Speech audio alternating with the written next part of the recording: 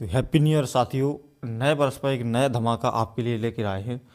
जो science class 10th के लिए आपने यदि इतने क्वेश्चन, जितने भी इस वीडियो में क्वेश्चन बता रहे हैं, आपने यदि ये महत्वपूर्ण क्वेश्चन कंप्लीटली कर लिए तो मैं 100% गारंटी के साथ में कह सकता हूँ कि आपको 70-80 नंबर से कोई नहीं रोक सकता है। 70 से कम नहीं आ सकते हैं। यदि आपने ये कंप्लीटली कर लिए तो सिर्फ रह जाएंगे, विकल्प तो उसकी भी है, मैं एक क्लास बना दूंगा। तो आज का जो अपना पहला प्रश्न है, जैसे अध्याय बाई अध्याय से जैसे बताए गए हैं ताकि आपको खोजने में भी आसानी हो। तो पहला अध्याय है जैसे रासायनिक अभिक्रिया एवं समीकरण। इसमें कौन कौन से आपको क्वेश्चन अच्छे तरीके से कंप्लीटली करना है वो कौन कौन नहीं करना है। और अभी तक आपने चैनल को सब्सक्राइब नहीं किया है तो चैनल को भी ज़रूर सब्सक्राइब कर लें। जैसे पहला प्रश्न है, वायु में जलाने से पहले मैग्नीशियम रिबन को साफ क्यों किया जाता है। ये बहुत ही महत्वपूर्ण प्रश्न है। दूसरा प्रश्न है अपना, जब लोहे की कील को कॉपर सल्फेट के विलयन में डुबोया जाता है तो विलयन का रंग क्यों बदल जाता है। तो दो क्वेश्चन जो हैं, आपको हर एक क्वेश्चन को अच्छी तरीके से कंप्लीटली करके जाना है। तीसरा क्वेश्चन अपना, संतुलित रासायनिक समीकरण क्या है, रासायनिक समीकरण को संतुलित करना क्यों आवश्यक है। चौथा है ऊष्म। प्रश्न क्रमांक 4 है जैसे ऊष्म क्षेपी अभिक्रिया एवं ऊष्म शोषी अभिक्रिया को उदाहरण सहित परिभाषित कीजिए। ऊष्म क्षेपी अभिक्रिया क्या है, ऊष्म शोषी अभिक्रिया क्या है, तो इसको भी एक बार आपको अच्छे तरीके से कंप्लीट कर लेना। पांचवा प्रश्न है जैसे श्वसन को ऊष्म क्षेपी अभिक्रिया क्यों कहते हैं, वर्णन कीजिए। तो इतना तुम्हें जरूर याद रखना, श्वसन को ऊष्म क्षेपी अभिक्रिया क्यों कहते हैं वो इसका उदाहरण, बाकी वर्णन का कोई जरूरी नहीं है। प्रश्न क्रमांक 6वां जैसे वियोजन अभिक्रिया किसे कहते हैं। वियोजन, संयोजन अभिक्रिया, वियोजन अभिक्रिया, ऊष्मक्षेपी, ऊष्मशोषी, संतुलित रासायनिक समीकरण, ये बहुत ज़्यादा पूछे जा रहे हैं, इसलिए आपको जरा भी स्किप नहीं करना है। हर एक क्वेश्चन को अच्छे तरीके से कंप्लीट करना है। और कौन कौन से क्वेश्चन महत्वपूर्ण क्वेश्चनों की ये श्रृंखला है। प्रश्न क्रमांक 7वां है, अवक्षेपण अभिक्रिया से आप क्या समझते हैं, उदाहरण देकर समझाइए। जो अवक्षेपण अभिक्रिया से आप क्या समझते हैं, उदाहरण देकर समझाइए। जो क्वेश्चन अच्छी तरीके से कंप्लीट कर लेना। लोहे की वस्तुओं को हम प्रिंट क्यों करते हैं, लोहे की वस्तुओं को हम प्रिंट क्यों करते हैं, इस प्रकार के क्वेश्चन बहुत ज़्यादा पूछे जा रहे हैं।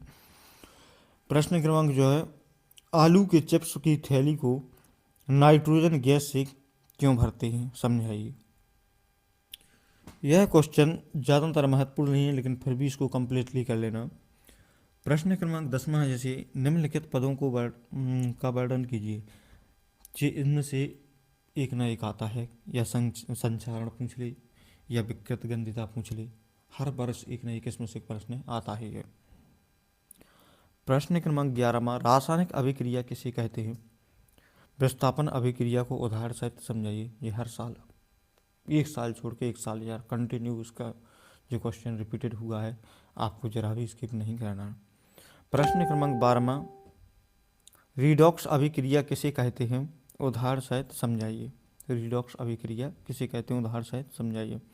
प्रश्न क्रमांक 12वां, विस्थापन एवं द्विविस्थापन अभिक्रिया को उदाहरण सहित समझाइए। ये भी क्वेश्चन आपको अच्छी तरीके से कंप्लीट कर लेना है। अपना नेक्स्ट जो प्रश्न है जैसे अध्याय 2 से संबंधित हैं अपने, अम्ल एवं क्षारक एवं लवण से संबंधित अपने सभी प्रश्न रहेंगे। और आप लोगों को मैं बार बार बोल रहा हूँ कि जरा भी स्किप नहीं करना, हर एक प्रश्न को अच्छी तरीके से कंप्लीटली करना है। प्रश्न क्रमांक 1 है जैसे पीतल एवं तांबे के बर्तन में दही एवं खट्टे पदार्थ क्यों नहीं रखना चाहिए। क्यों पीतल एवं तांबे के बर्तन में दही और खट्टे पदार्थ रख देते हैं, तो उसमें क्या है, ये अभिक्रिया करके एक विषैला पदार्थ बना देते हैं। तो इस प्रकार के बहुत ही नॉर्मल क्वेश्चन है, ज़्यादा कठिन भी नहीं है। प्रश्न क्रमांक 2 है, अम्ल का जलीय विलयन क्यों विद्युत का चालन करता है। अम्ल का जलीय विलयन क्यों विद्युत का चालन करता है। प्रश्न क्रमांक 3 है जैसे व्यंजक चूर्ण का रासायनिक सूत्र लिखिए। व्यंजक चूर्ण का रासायनिक सूत्र लिखिए। प्रश्न क्रमांक 4, प्लास्टर ऑफ पेरिस को अर्धरोधी बर्तन में क्यों नहीं रखना चाहिए। प्लास्टर ऑफ पेरिस को अर्धरोधी बर्तन में क्यों नहीं रखना चाहिए। प्रश्न क्रमांक 5, उदासीनीकरण अभिक्रिया क्या है, उदाहरण सहित समझाइए। प्रश्न क्रमांक 6, धोने का सोडा एवं बेकिंग सोडा के दो उपयोग बताइए। धोवन सोडा और बेकिंग सोडा के दो उपयोग ज़्यादातर परीक्षाओं में पूछे गए हैं। अम्ल किसे कहते हैं, ये क्वेश्चन भी कई बार रिपीटेड हुआ है। अम्ल की दो विशेषताएं लिखिए। विशेषताएं वैसे हालांकि नहीं पूछी जाती हैं, लेकिन ये क्वेश्चन ज़्यादातर पूछा जाता है कि अम्ल किसे कहते हैं। प्रश्न क्रमांक 9, क्षारक एवं क्षार को समझाइए। क्षारक एवं क्षार को समझाइए। प्रश्न क्रमांक 10, पीएच स्केल से क्या तात्पर्य है। पीएच स्केल से क्या तात्पर्य है। अम्ल और क्षार में अंतर, जी ज़्यादातर परीक्षा में जी इसको अच्छे तरीके से कंप्लीटली कर लेना। अम्ल और क्षार में अंतर सबसे ज़्यादा प्रश्न जी पूछे जा रहा है। प्रश्न क्रमांक 12वां, व्यंजक चूर्ण क्या है, इसके दो उपयोग लिखिए। व्यंजक चूर्ण क्या है, इसके दो उपयोग लिखिए, ज़्यादातर परीक्षाओं में पूछा जा रहा है। प्रश्न क्रमांक 13, प्लास्टर ऑफ पेरिस किसे कहते हैं।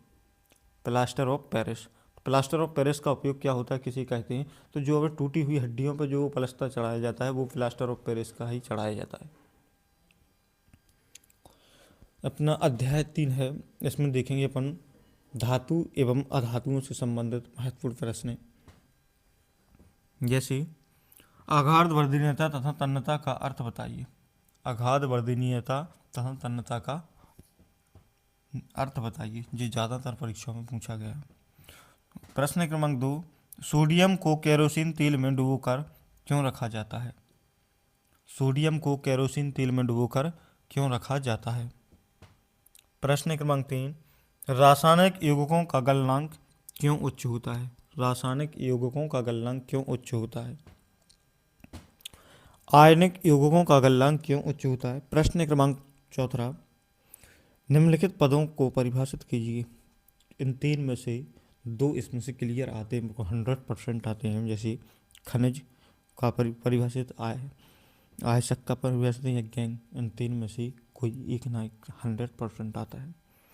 प्रश्न क्रमांक 6वां है, जैसे अपना उभयधर्मी ऑक्साइड क्या है। उभयधर्मी ऑक्साइड क्या है, उदाहरण सहित समझाइए। उभयधर्मी ऑक्साइड क्या है, उदाहरण सहित समझाइए। जी ज़्यादातर प्रश्न परीक्षाओं में पूछा जा रहा है, तो इसको और अच्छी तरीके से कंप्लीट आप लोगों को कर लेना है।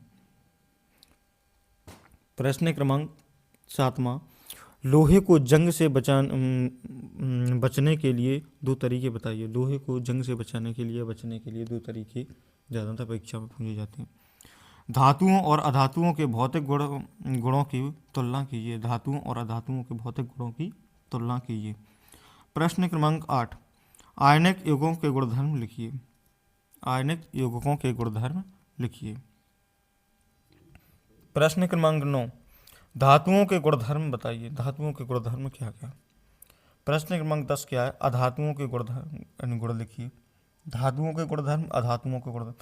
प्रश्न क्रमांक 11 कह रहा है समजातीय श्रेणी को परिभाषित कीजिए। समजातीय श्रेणी को परिभाषित कीजिए। प्रश्न क्रमांक 12 को अपन को कंप्लीट, इसको और अच्छे तरीके से कंप्लीट कर लेना, क्योंकि इसकी ज़्यादा से ज़्यादा संभावना बन रही है इस साल। हाइड्रोजनीकरण क्या है, इसको औद्योगिक अनुप्रयोग क्या है। हाइड्रोजनीकरण क्या है, इसका औद्योगिक अनुप्रयोग क्या है। प्रश्न क्रमांक 13, हीरा तथा ग्रेफाइट में अंतर लिखिए। सहसंयोजी आबंध एवं सहसंयोजी यौगिक किसे कहते हैं। सहसंयोजी आबंध और सहसंयोजी यौगिक किसे कहते हैं। प्रश्न क्रमांक 13, कोयला तथा पेट्रोलियम का निर्माण कैसे होता है। कोयला तथा पेट्रोलियम का निर्माण कैसे होता है। प्रश्न क्रमांक 16, साबुन एवं अपमार्जक में अंतर लिखिए। साबुन एवं अपमार्जक में अंतर लिखिए। अब अगला अध्याय अपने अध्याय 5 की कंप्लीटली करेंगे। अध्याय 5 में कौन कौन से प्रश्न आपको अच्छी तरीके से कंप्लीट करना है। प्लीज़ आपने अभी तक चैनल को सब्सक्राइब नहीं किया तो चैनल को ज़रूर सब्सक्राइब कर लें। आपको यहाँ पर एक नए तरीके से एक नए क्वेश्चन ही आपको देखने के लिए मिलेंगे। प्रश्न क्रमांक 1 है जो अध्याय 5 का जैव पराक्रम में, स्वपोषी पोषण तथा विषमपोषी पोषण में अंतर लिखिए। सबसे ज़्यादा पूछे जाने वाला प्रश्न है। हमारे आमाशय में अम्ल की क्या भूमिका है, इसकी आने की संभावना है। हमारे आमाशय में अम्ल की क्या भूमिका है, क्वेश्चन अच्छे तरीके से कंप्लीट कर लेना। प्रश्न क्रमांक 3 है, प्रकाश संश्लेषण के लिए आवश्यक कच्ची सामग्री पौधे कहाँ से प्राप्त करते हैं? प्रश्न क्रमांक 4 है जैसे पाचन एंजाइम का क्या कार्य है? पाचन एंजाइम का क्या कार्य है? प्रश्न क्रमांक 5 ग्लूकोज के ऑक्सीकरण से विभिन्न जीवों में ऊर्जा प्राप्त करने के विभिन्न पथ क्या है? विभिन्न पथ क्या है? प्रश्न क्रमांक 6 पादप में भोजन का स्थानांतरण कैसे होता है? पादप यानी पेड़ पौधों में जो भोजन का स्थानांतरण होता है वो किस प्रकार होता है? प्रश्न क्रमांक 7 भोजन के पाचन में लार की क्या भूमिका होती है? तो भोजन के पाचन में लार की क्या भूमिका होती है, इसको अच्छी तरीके से कंप्लीट कर लेना आप लोगों को। प्रश्न क्रमांक 8 है वायुमंडलीय एवं अवायुवीय श्वसन में कोई 4 अंतर लिखिए। हमारे शरीर में हीमोग्लोबिन की कमी के क्या परिणाम हो सकते हैं? अगर हमारे शरीर में हीमोग्लोबिन की कमी हो गई तो इसका क्या परिणाम, क्या साइड इफेक्ट हो सकता है हमारे शरीर के ऊपर? प्रश्न क्रमांक 10 है जैसे अपना जाइलम और फ्लोएम में अंतर लिखिए। इसको जाइलम और फ्लोएम में अंतर ये कई बार पूछा गया है, उस बार पूछे जाने की संभावना है, इसलिए कंप्लीट कर लेना। आप लोग यदि कमेंट करोगे तो इसकी हर एक क्वेश्चन की आंसर समेत भी मैं एक वीडियो कम्प्लीटली कर दूंगा। जैसे 1-2 वीडियो में आपके कम समय में भी अच्छे क्वेश्चन क्वालिटी वाले मिल जाएंगे आपको। प्रश्न क्रमांक 11 है जैव पराक्रम किसे कहते हैं? जैव पराक्रम किसे कहते हैं? प्रश्न क्रमांक 12 पोषण किसे कहते हैं? प्रश्न क्रमांक 13 है जैसे पौधों के लिए बाष्पोत्सर्जन क्यों आवश्यक होता है? पौधों के लिए बाष्पोत्सर्जन क्यों आवश्यक होता है? श्वसन को ऊष्मक्षेपी अभिक्रिया क्यों कहते हैं? श्वसन को ऊष्मक्षेपी अभिक्रिया क्यों कहते हैं? इसको अच्छी तरीके से कंठस्थ कर लेना आपको। प्रश्न क्रमांक 15 प्रकाश संश्लेषण किसे कहते हैं? प्रकाश संश्लेषण किसे कहते हैं? प्रश्न क्रमांक 16 है जैसे स्वपोषी एवं विषमपोषी पोषण की को परिभाषित कीजिए। स्वपोषी पोषण और विषमपोषी पोषण इन दोनों को अलग अलग भी पूछा जा सकता है, एक साथ भी पूछा जा सकता है, तो इस प्रश्न को आपको अच्छी तरीके से कंप्लीट कर लेना है। धमनी और शरा में अंतर लिखिए। धमनी और शरा में अंतर ज़्यादा से ज़्यादा इसको अच्छे तरीके से कंप्लीट कर लेना, क्योंकि बहुत बार पूछा गया है जी। प्रश्न क्रमांक 18 है अमीबा अपना भोजन कैसे प्राप्त करता है? अमीबा अपना भोजन कैसे प्राप्त करता है? प्रश्न क्रमांक 19 मानव हृदय का नामांकन चित्र बनाइए। तो मानव हृदय का नामांकन चित्र कैसे बनता है वो आपको अच्छी तरीके बनाना सीखना नहीं, यहाँ तो मैं बता दूंगा। प्रश्न क्रमांक अध्याय 6 जिस पे अपन चर्चा करेंगे नियंत्रण एवं समन्वय। नियंत्रण और समन्वय के अध्याय से कौन कौन से प्रश्न आपके लिए अति महत्वपूर्ण हैं, जिसकी 100% आने की संभावना है। पहला प्रश्न है जैसे पादप हार्मोन क्या है? पादप हार्मोन क्या है, इसको अच्छी तरीके से कंठस्थ कर लेना। प्रश्न क्रमांक 2 जंतुओं में रासायनिक समन्वय कैसे होता है? जीव जंतु होते हैं, इसमें रासायनिक समन्वय कैसे होता है? प्रश्न क्रमांक 3 आयोडीन युक्त नमक के उपयोग की सलाह क्यों दी जाती है? जब भी अपन को खाने के लिए जो आयोडीन युक्त नमक होता है इसकी सलाह क्यों दी जाती है? प्रश्न क्रमांक 4 तंत्रिका कोशिका का सचित्र वर्णन कीजिए। तंत्रिका कोशिका का सचित्र वर्णन कीजिए। प्रश्न क्रमांक 5 मानव मस्तिष्क के विभिन्न अंगों के नाम एवं उनके कार्यों का वर्णन कीजिए। प्रश्न क्रमांक 6 मनुष्य के मस्तिष्क का नामांकन चित्र बनाइए। मनुष्य के मस्तिष्क का नामांकन चित्र बनाइए। प्रश्न क्रमांक 7 जी अध्याय अपना 7 रहेगा। अध्याय 7 में कौन कौन से प्रश्न आपको कंप्लीटली करना है? जीव जनन कैसे करते हैं? जीव जनन कैसे करते हैं? तो इसमें से आपको कंप्लीटली करना है डीएनए प्रतिकृति का प्रजनन में क्या महत्व है।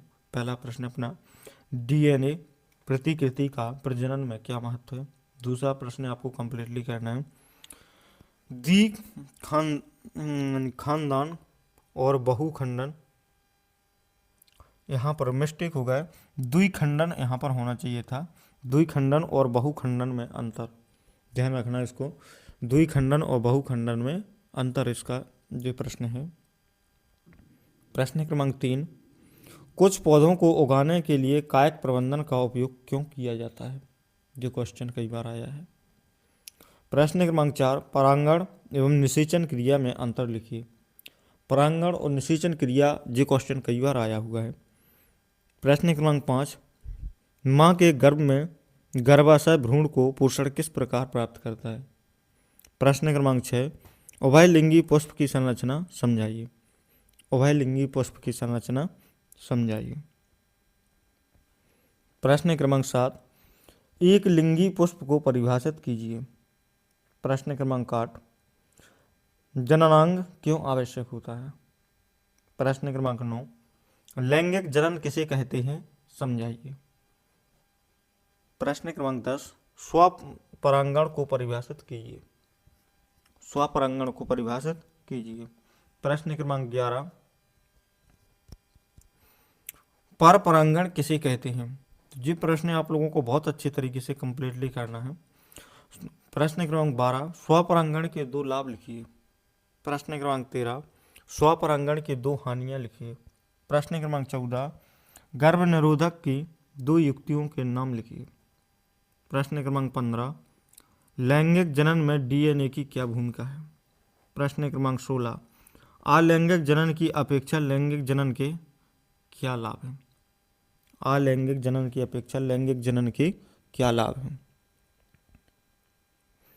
प्रश्न क्रमांक 17, स्वपरागण और परपरागण में अंतर लिखिए। स्वपरागण और परपरागण में अंतर लिखिए। प्रश्न क्रमांक 18, लैंगिक और अलैंगिक जनन में अंतर लिखिए। प्रश्न क्रमांक 19, मनुष्य के नर जनन तंत्र का वर्णन कीजिए। मनुष्य के नर जनन तंत्र का वर्णन कीजिए।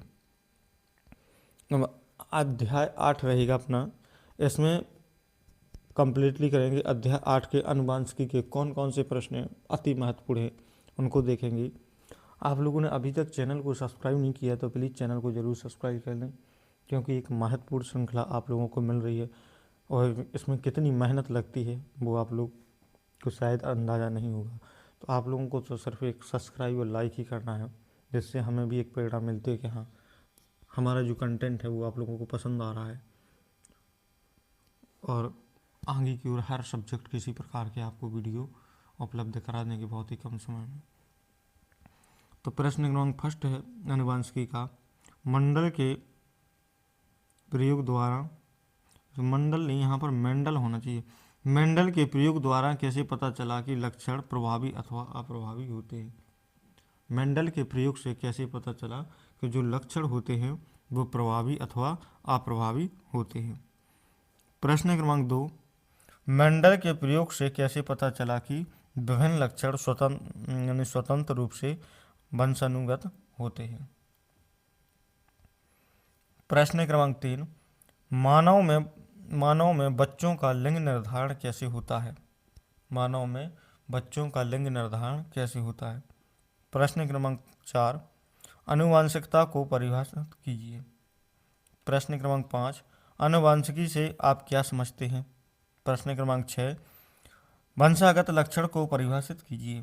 प्रश्न क्रमांक 7, गुणसूत्र क्या होते हैं, इसके कार्य लिखिए। प्रश्न क्रमांक 8, जीन क्या है? प्रश्न क्रमांक 9, जीन के प्रमुख 5 कार्य लिखिए। प्रश्न क्रमांक 10, मेंडल के नियमों का महत्व समझाइए। प्रश्न क्रमांक 11, मेंडल ने अपने प्रयोग के लिए मटर के पौधे का चुनाव क्यों किया? मेंडल ने अपने प्रयोग के लिए मटर के पौधे का चुनाव क्यों किया? तो थैंक यू वॉच फॉर ये वीडियो, प्लीज सब्सक्राइब नाउ।